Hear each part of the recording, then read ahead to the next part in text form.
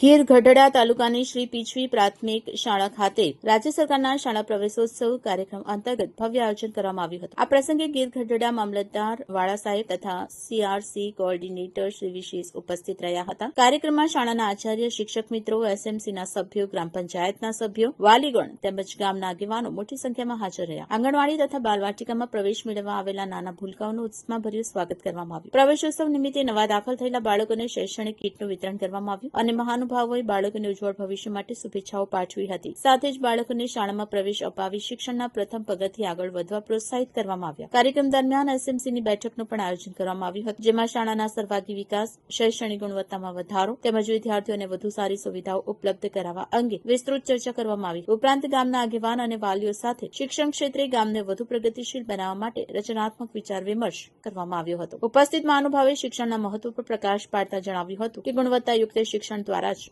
બાળકોનું અને સમાજનું ભવિષ્ય ઉજ્જવળ બની શકે છે। કાર્યક્રમ સમગ્ર ગામ માટે પ્રેરણાદાયી અને યાદગાર રહ્યો હતો અને પ્રવેશને ઉત્સવ તરીકે ઉજવવાનો છે। આપણે આ કાર્યક્રમને પ્રવેશોત્સવ તરીકે જાણીએ છીએ।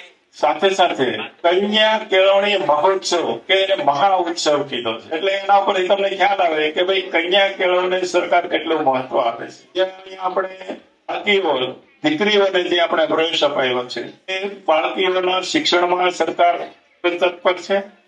આખા રાજ્યમાં, સંપૂર્ણ રાજ્યમાં કન્યા કેળવણી તદ્દન ફ્રી રાખવામાં આવી છે। સરકાર શ્રી કન્યા કેળવણી માટે કોઈ પણ પ્રકારનો ચાર્જ લેતી નથી। આપણી જે સરકારી સંસ્થાઓ છે, સરકારી શાળા, માધ્યમિક શાળા, ઉચ્ચતર માધ્યમિક શાળા, કોલેજ અને